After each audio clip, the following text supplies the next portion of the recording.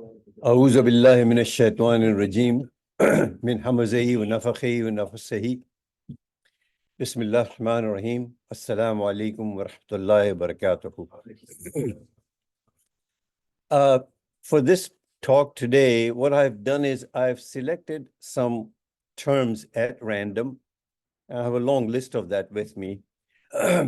And so I'm going to be touching upon these various terms today.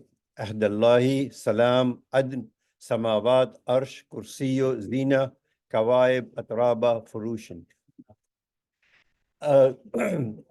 The reason I'm doing this as opposed to one particular theme is because the Quran is full of various terms which we take for granted, which we just use one translation that we may have heard and go with that and never stop to think whether there is something more to that particular word or not.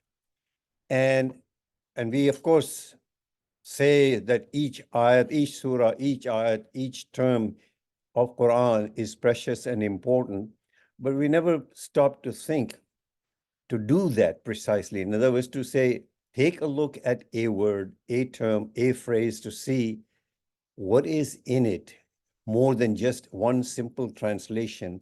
And so, by way of illustration, this particular talk has these various terms that I'll go through. The first one, I'll dwell upon it at a little bit of length, but the others I'll touch upon them, and inshallah we should be done maybe in 45, 50 minutes, I hope. Right.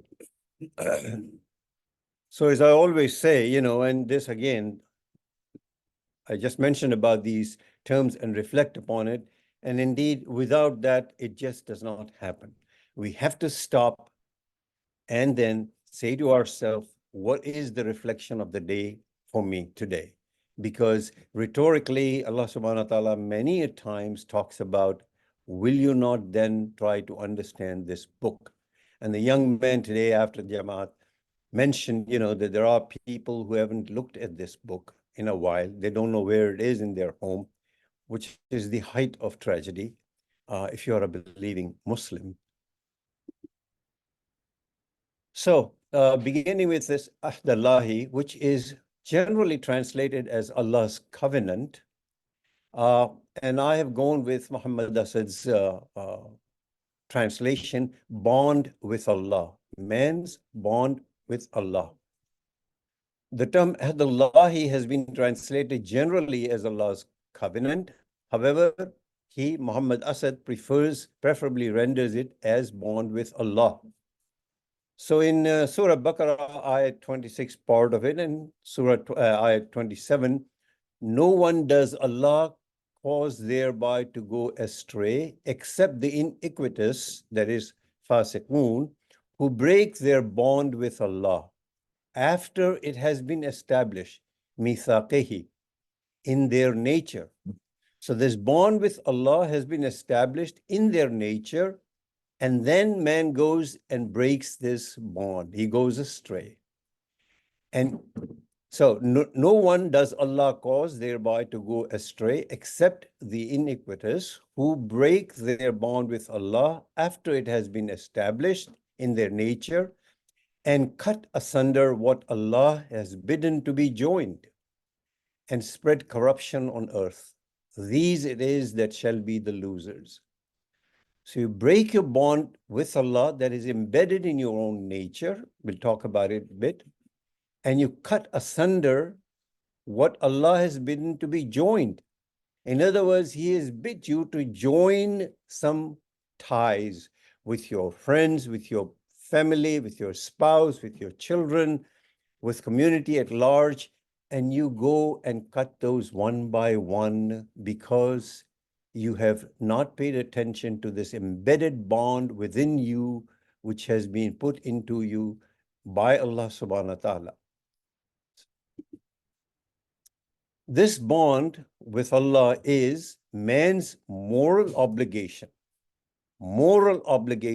to use his Allah-given inborn gifts, which are intellectual as well as physical, It boggles my mind how we spend 24 hours a day without reflecting seriously at the fact that we are not only alive, but we are healthy. We have limbs galore. Yesterday, I was speaking with one of the gentlemen that comes here, of course. He was speaking about his son's surgery of two hands. And I remarked to him that the number of small bones in one of these is so many, and it is so complex that you would just be amazed if you knew about it. So he got into an accident, he's had surgery, but the recovery of these bones is going to take a long time, a long, long time. And we just take it for granted. Allah given inborn gifts, both intellectual as well as physical, moral obligation for us to use these Allah's inborn gifts in the way that is intended for them by Allah. This is very important. You have a moral obligation not only to use the ni'mah that He has given you, but to do it in the way intended for them by Allah. And this is where this book comes in. This is where your guidance comes in. Man's bond with Allah stands for something that is rooted in the human situation as such, and can therefore be perceived instinctively. It is so easy that you form an habit to kill your instinct. Not only do you not perceive intelligently, but even before that, you kill your instinct. Just kill it because you are not paying attention to it. It all harks back upon reflection and a consistent, continuous reflection. This is what we are made for, to reflect and then to act upon that reflection in the way that the guidance has come to us. This is not rocket science. I mean, it's common sense. So again, looking at this particular ayat again, and I have here put in bold, has been established in their nature. This is mithaqihi. Man's bond with Allah stands for something that is rooted in the human situation as such, that is, has been established in their nature, mithaqihi. Therefore, he can perceive it instinctively. The idea is to sharpen your instinct. The establishment of the bond with Allah, that is the mithaq of ahdallahi, comes about by man using his reason. If man uses his reason properly, it will lead him to a realization of his own weakness and of his dependence on an absolute causative power, Allah subhanahu wa ta'ala. In other words, this realization will gradually lead man to an understanding and acceptance of Allah's will with reference to his own behavior.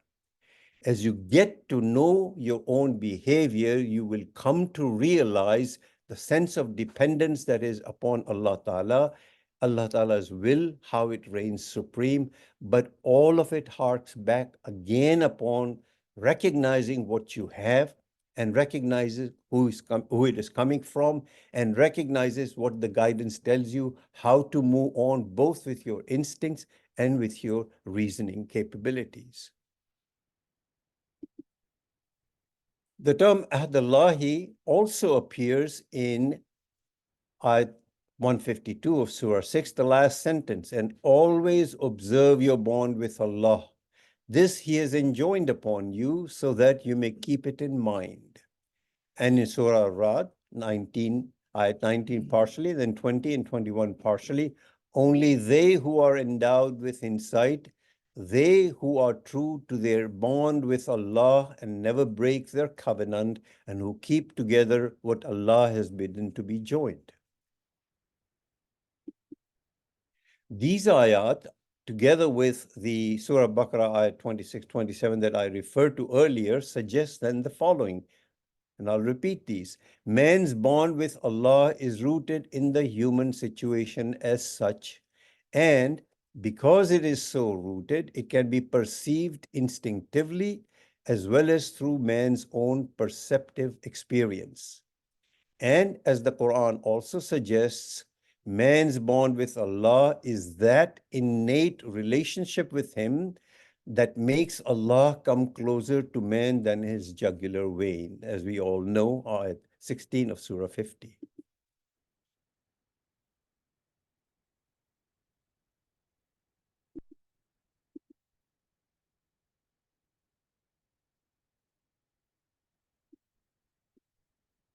The only qualifier to this is that your heart be the recipient that is already primed and ready to perceive and joyously receive your bond with Allah.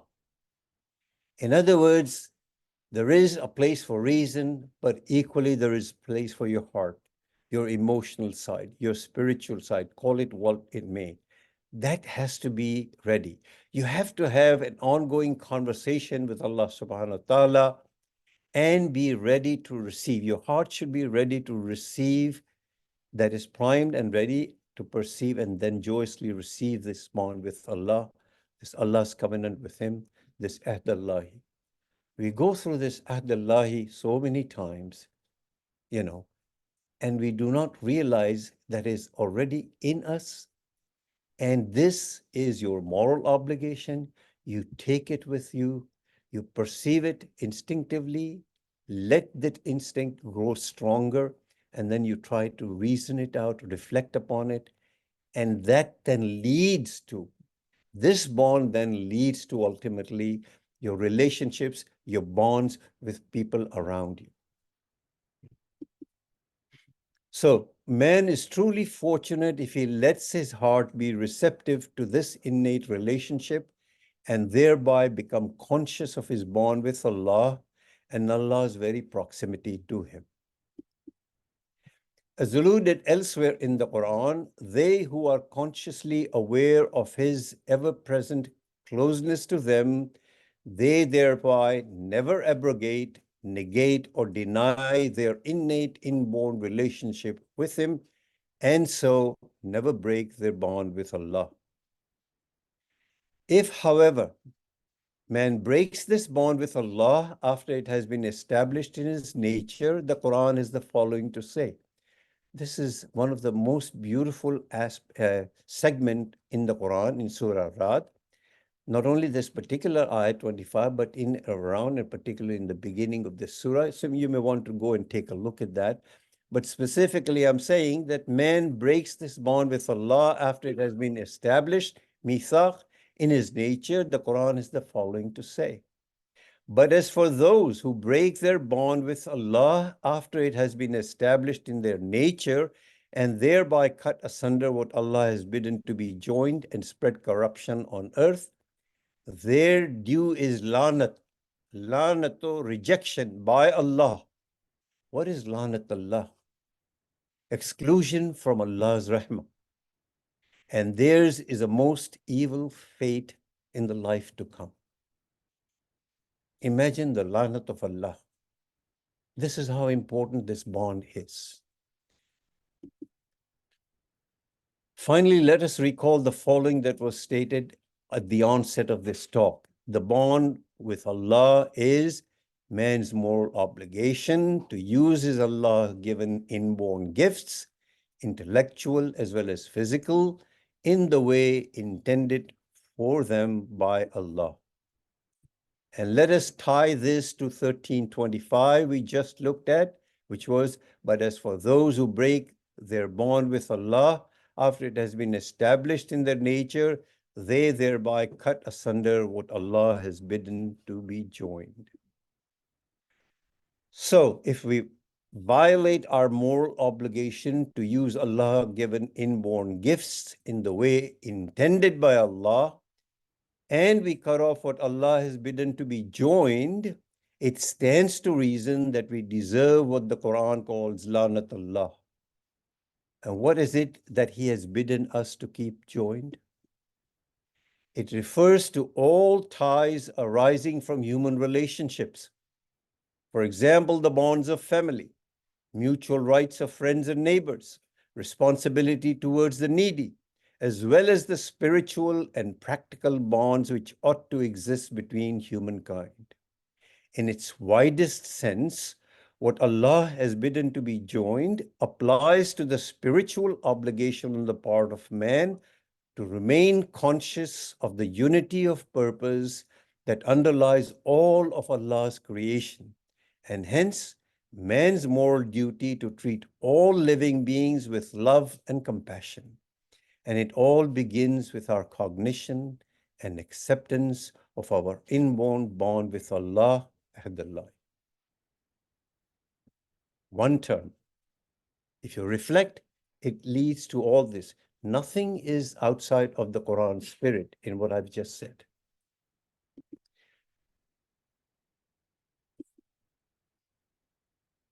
Oh, I'm going here. Okay. The next term is salam. The word salam has no proper equivalent in the English language.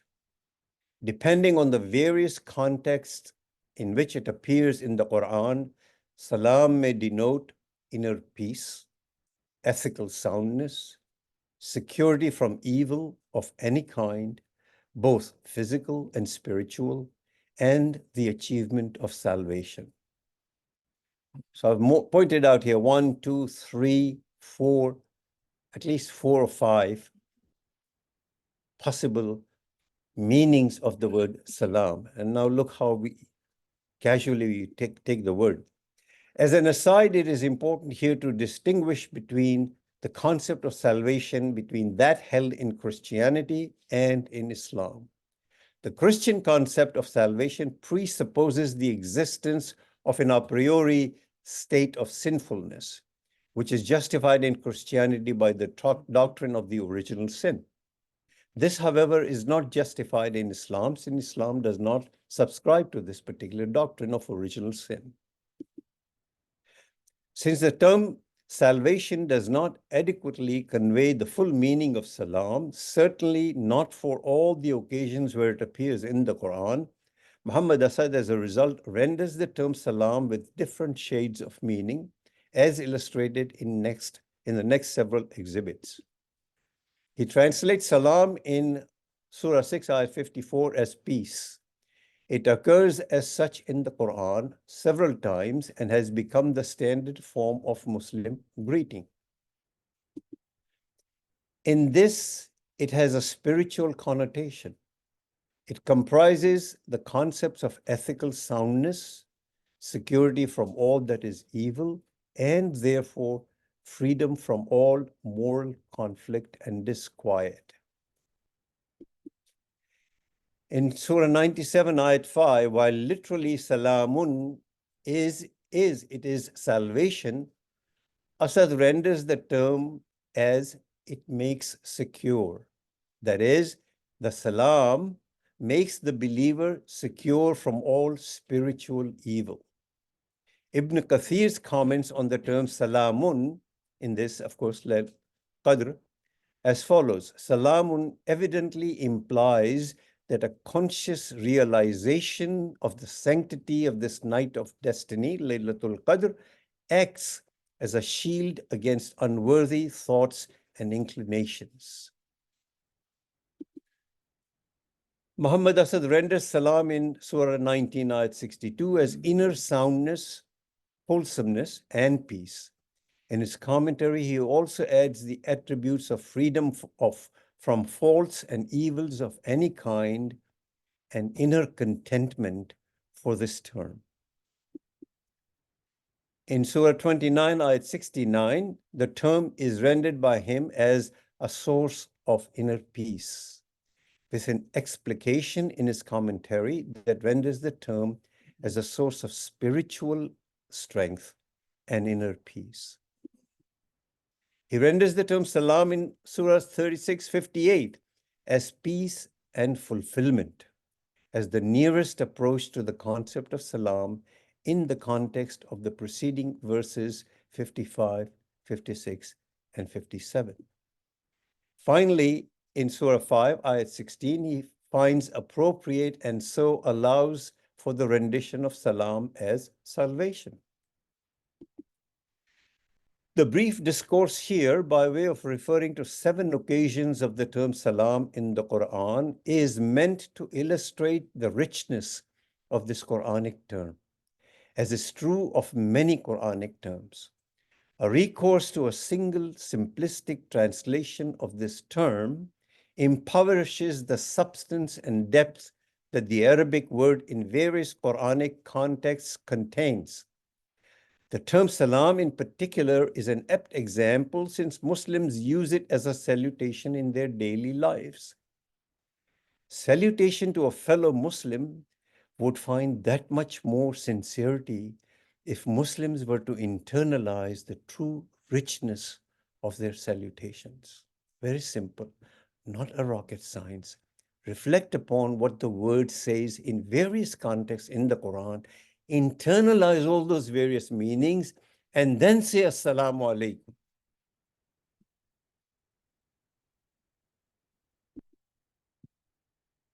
The third term is adn. We all know Jannat in Adni. In all the 11 instances in which the noun adn occurs in the Quran, the earliest in Surah 38, Ayat 50, it is used as a qualifying term for gardens, Jannat, or paradise.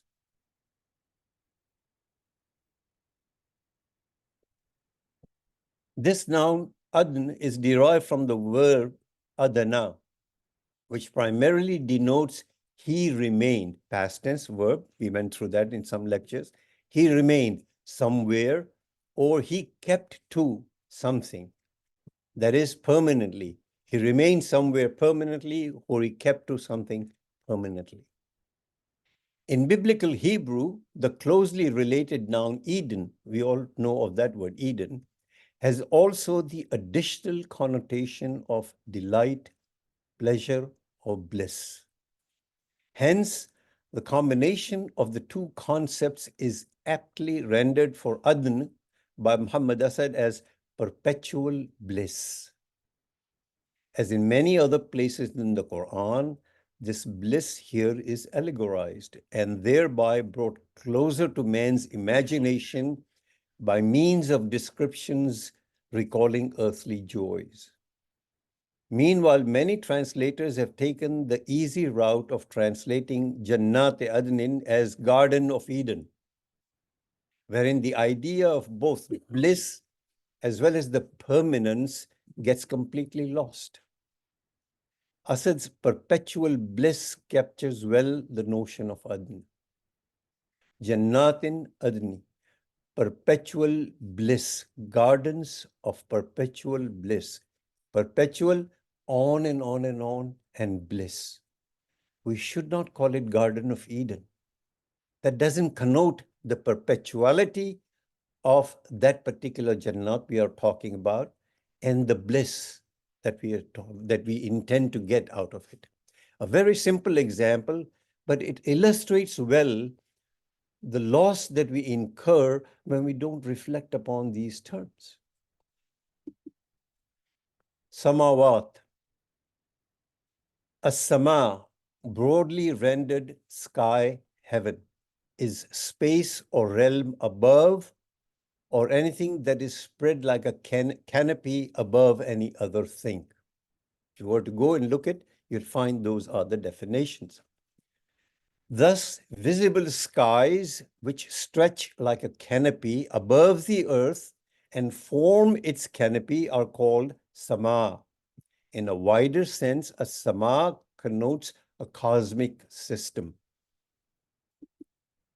The term 7 heavens, in accordance with the accepted Arabic linguistic definition of 7 to be several, just as 70 or several hundred often means many or very many.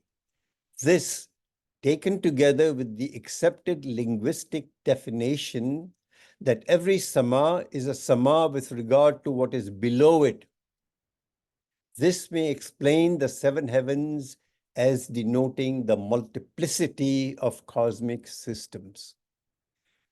You linguistically are aware, you go and look at variety of meanings, and you come to the idea as to what 7 heavens means. denotes multiplicity of cosmic systems. But it takes a little while for you to take a very pedestrian word like sama and look into it to find the richness. Doesn't take much, but it does take an effort. In the Quran, sama, and mostly its plural samawat, is used to describe one, the visible skies. For example, in Surah 91, Ash-Shams, Ayat 5, the sky, that is the visible cosmos, and the wondrous qualities that are responsible for the harmony and coherence of these visible cosmos. 2, cosmic space, in which the stars, the solar systems, including ours, and the galaxies pursue their course. For example, the segment of Surah Ar-Ra'd, Ayat 2. It is Allah who has raised the heavens without any supports. That is, it refers to the spatial universe in which all aggregations of matter, planets, stars, nebulae, or galaxies are, as it were, suspended in space within a system of unceasing motion that is determined by centrifugal forces and mutual gravitational attraction. And number 3, abstract concept of forces emanating from Allah, since He is above all that exists. For example, Surah Naziat, Ayat 27. O men, are you more difficult to create than the heaven? Rhetorical question from Allah subhanahu wa ta'ala. O man, are you more difficult to create than the heaven? He, Allah, has built it. Ashaddu khalqan amis samao banaha. There is a pause, if you recall. Are you more difficult to create than the heaven? He, Allah, has built it. This passage clearly refutes the man-centered view of universe by pointing out man's insignificance as compared with the vastness and complexity of, mistake there, of the whole universe which He, Allah, who is above all that He has created. Next terms, Arsh Kursiyahu. Arsh literally is translated as throne, and a better one is seat of power. All Muslim commentators, classical and modern, are unanimously of the opinion that the use of Arsh in the Quran is metaphorical and is meant to express Allah's absolute power over all His creation. That is, it is meant to express His almightiness. Arsh. We looked at Arsh and we make a physical translation and we rest there. We just take throne and we rest there. No, it is meant to express His absolute power over all His creation. That is His almightiness. It is noteworthy that in all the 7 instances where Allah is spoken of in the Quran as then established on the throne of His almightiness, Summa stawa al-arsh, and these are the 7 instances I point out, this expression is connected with a declaration of His having created the universe. For example, Ayat 54, part of it in Surah 7. Verily, your sustainer is Allah, who has created the heavens and the earth in 6 eons and is established on the throne of His almightiness. Wherever it is appearing, there is a declaration of His having created the universe. Connect those two, and you realize and appreciate that the throne indicates His altogether almightiness. Kursiyo, literally His seat. In consort with interpretation of the verse that I just gave, the term kursiyahu denotes His seat of power. Asal renders Vasya Kursiyahu in Ayatul Kursi as His eternal power overspreads the heavens and the earth. His eternal power overspreads. Vasya overspreads, Kursiyahu his eternal power, not kursi. In the blasé, pedestrian Arabic language, we would call kursi, or in Urdu. No, his eternal power. Vasya overspreads what? The heavens and the earth. Some of the interpreters, for example, Zamakhshari, interpret the term kursiyohu as his sovereignty or his dominion, while others take it to mean his knowledge. Razi has inclined to the view that this term denotes Allah's majesty and his indescribable eternal glory. It is when one internalizes all these equally valid interpretations, rather than limiting the term kursiyo literally to a chair, that the term begins to take on the significant import of Allah's almightiness, his majesty, his glory, his dominion, his sovereignty, that the term kursiyo signifies in this ayat. And we read this ayat every day, many times, and we say, we have gained so much. It doesn't dawn on us the richness of the kursi. It just doesn't dawn on us. How sad. How many decades have we recited this ayah, and we have lost all those decades, this substance, this just one word, and we call it Ayat al-Kursi, without recognizing the import of the Kursi. What sad experience. Beauty, zina. Surah 31, Surah 7, Ayat 31, partial 32. O children of Adam, beautify yourselves.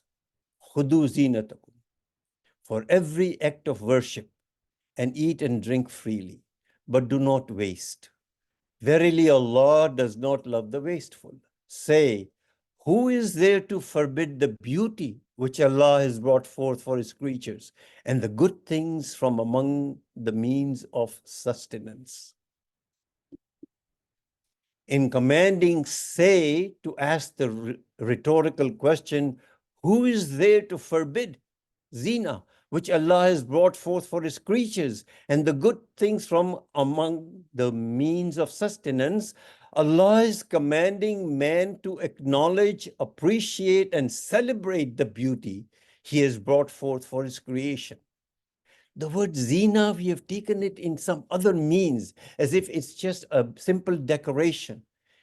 Beauty, if there is one particular thing that appears in the Quran, that it says, look at it, observe it, feel it, exercise it, the beauty in my creation. Don't take the word beauty as related to sex. Don't take beauty as related to a woman. Take the word beauty in its essence, zina, as Allah subhanahu wa ta'ala is meant for it. How can you not have this particular ayah and be influenced by it for this particular word? It is mind-boggling what we do with our Quran. It is mind-boggling. The above phrase, khudu zinatakum, literally translates, take to your adornment. Linguistically, khudu is a command, imperative verb. Take to. Allah commands that you beautify yourselves for every act of worship. Raghib comments as follows: the proper meaning of zina is a beautifying that does not disgrace or render unseemly, either in the present world or in that which is to come. Therefore, it signifies anything of beauty in both the physical and moral connotation of the word. By declaring that all the beautiful things of life, that is, those which are not expressly prohibited, are lawful to the believers, the Quran condemns by implication all forms of life-denying asceticism, world renunciation, and self-mortification. It is the corollary. When Allah declares that all beautiful things of life are lawful to us, the corollary of it is that he condemns, the Quran condemns by implication, life-denying asceticism, world renunciation, and self-mortification. Look at the depth of it. Look at the depth of what he allows you to do. Kawaib, this is a controversial one.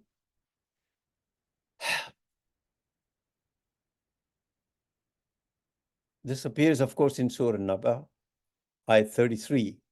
And the rendition that I have here, Asad's, is, and splendid companions well matched. The term kawaib is the plural form of the participial noun kaib. It only appears once in the Quran, in Surah Naba, shown above. It has several meanings. One of these meanings is prominence, eminence, or glory, lisan al-Arab. Thus, the verb Kaaba, when applied to Kaaba, when applied to a person, signifies he made another person prominent or glorious or splendid. This is the verb Kaaba. He made another person prominent or glorious or splendid. Based on this metaphorical meaning of both the verbs Kaaba and the participial noun Kaib, the term Kawaib has often been used in popular parlance to denote a girl whose breasts are becoming prominent or are budding. Hence, many commentators see in it an allusion to some sort of youthful female companions who will entertain the presumably male inmates of paradise. However, one should bear in mind that all Quranic allegories of the joys of paradise invariably apply to men and women alike. The allegories of the joys of paradise invariably apply to men and women alike.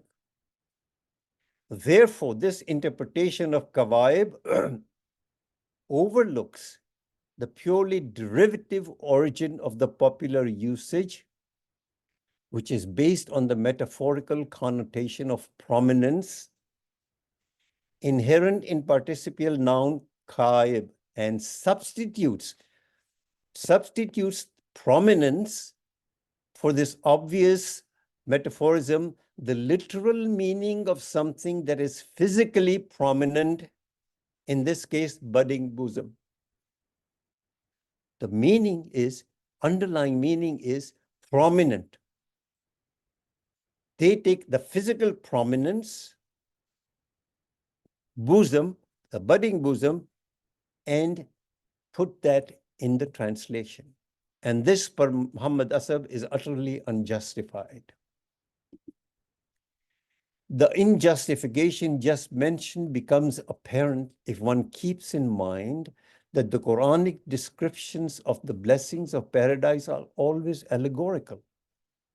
As the young man this morning said, we do not know what we will have, joys we will have in paradise. These are allegorical. These are meant to give you an illustration, but we do not know. We haven't seen it. The Quranic descriptions of blessings of paradise are allegorical. One then realizes that in the above context, the term kawaib can have no other meaning than splendid or glorious beings without any definitions of sex. Furthermore, in combination with the term atrab, which I'll go to next, well-matched, the term kawaib denotes splendid companions, well-matched. Thus, it alludes to the relation of the blessed with one another, and as well stressing the absolute mutual compatibility and equal dignity of all of them. All the blessed ones, relation of all the blessed ones with one another, stressing the absolute mutual compatibility and equal dignity of all of them. As an aside, one may note that the roots of kawaib are kaf, ain, and ba. As stated earlier, kawaib appears once in the Quran.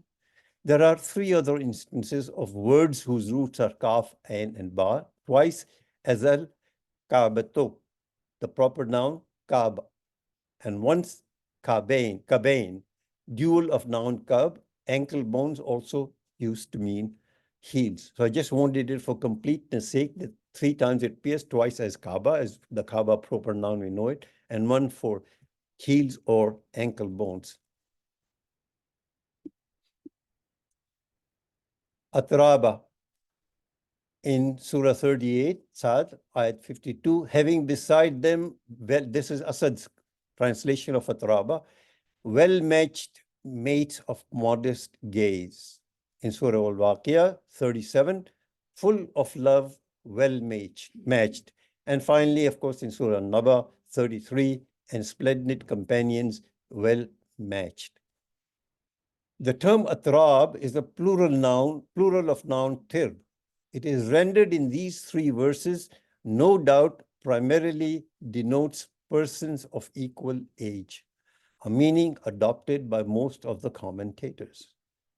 However, as pointed by all philologists, this term is also used in the sense of persons equal in quality. That is, well-matched, a significance which to Muhammad Asad is eminently appropriate.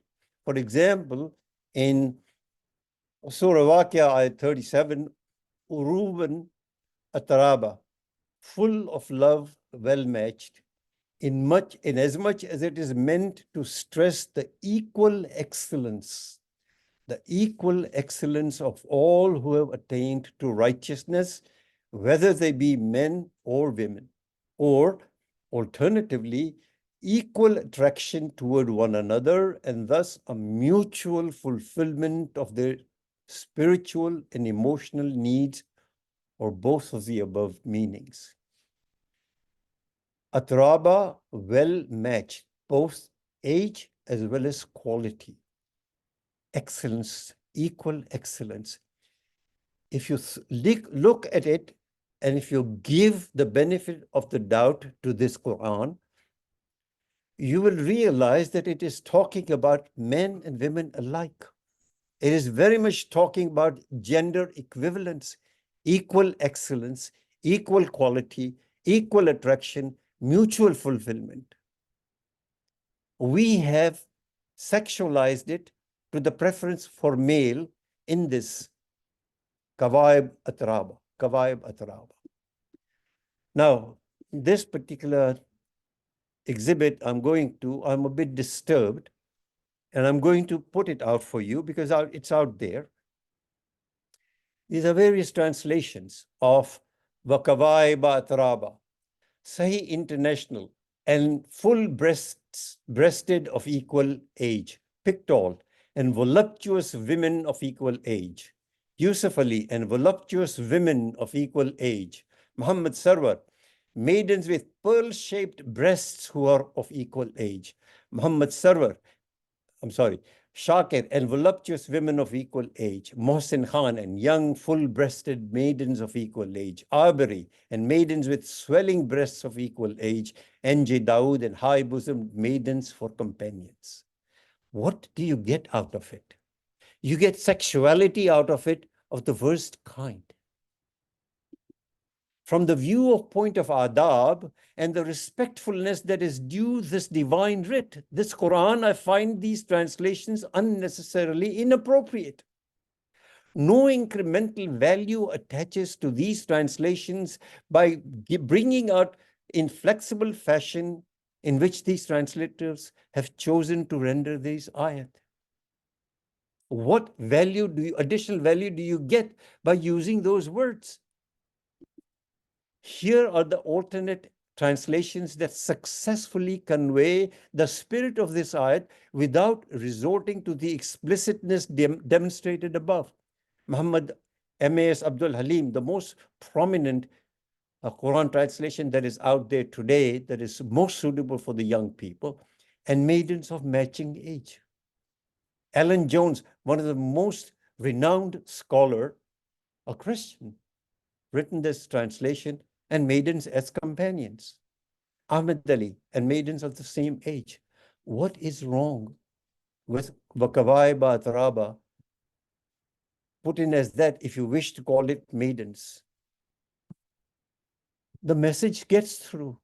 Why do you have to have this for the last 1,000 years, calling out these? And these are some of the most famous translators. Why? What is the purpose? What are we getting out of this? And finally, here with Muhammad's rendition, which I discussed above, he says, and splendid companions well matched. Of equal age, he says well matched because he wants to bring in not the age itself, but the quality aspect also. Companions of equal age, equal quality. And he puts in companions rather than putting maidens, even though kawaib, linguistically you would say it's a female, but he says, look, there are men and there are women. Both of them are there. If they are well matched in quality, in age, then there is not just women over there, maidens serving you. They're mutual. There's a mutual excellence. There's a mutual togetherness. So why not companions? What is wrong in saying Kawaiba, Atraba as splendid companions well matched? And yet we do what we do with these words. Do you think Allah subhanahu wa ta'ala meant it like that? How can we do that? Finally, and this is Furushan,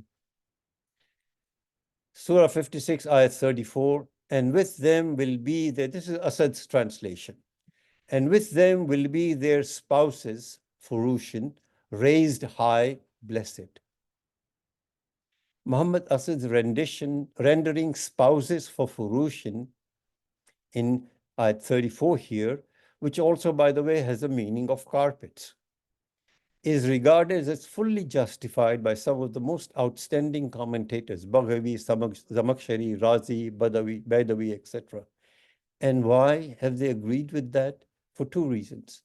First, because in the classical Arabic idiom, the term firash, literally bed or couch, is often used metaphorically to denote wife or husband.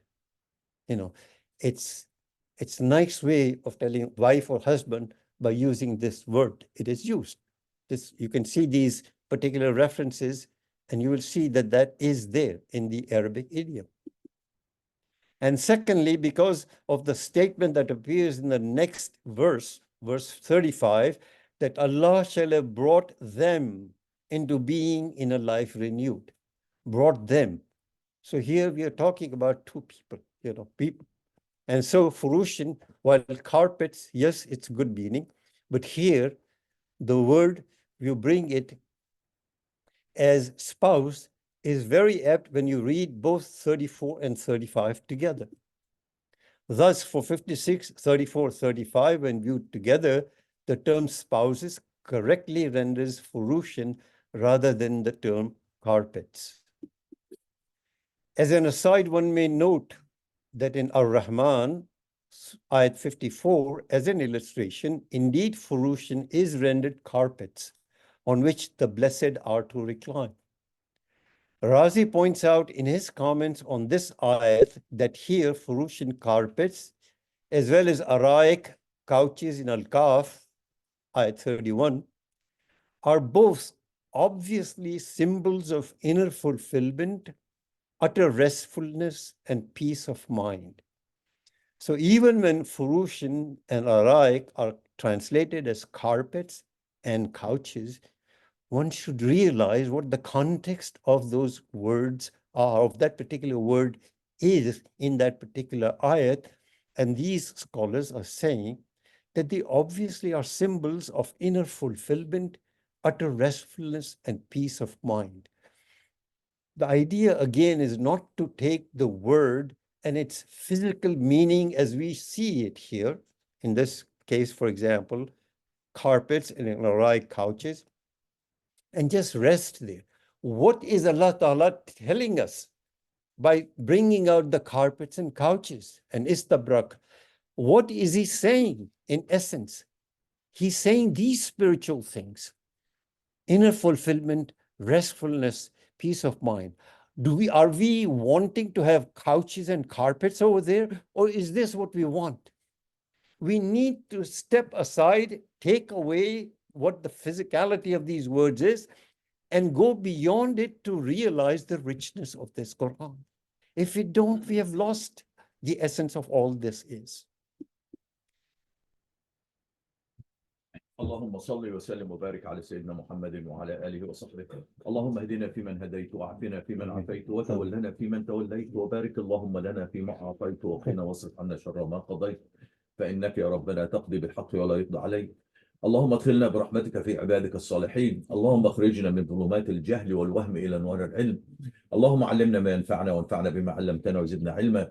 اللهم اجعلنا ممن يستمعون القول فيتبعون أحسنه. اللهم اكفنا بحلالك عن حرامك وبطاعتك عن معصيتك وبفضلك عمن سواك. اللهم من فضلك ورحمتك أعلي كلمة الحق والدين. اللهم انصر الإسلام وعز المسلمين يا أكرم الأكرمين. Oh Allah, spread your mercy upon us. Shower us with your blessings. Increase our knowledge. Grant us forgiveness. And reward us with the company of the prophets in the Firdaus al-A'la. Oh Allah, forgive our parents and all our friends and relatives who have passed away.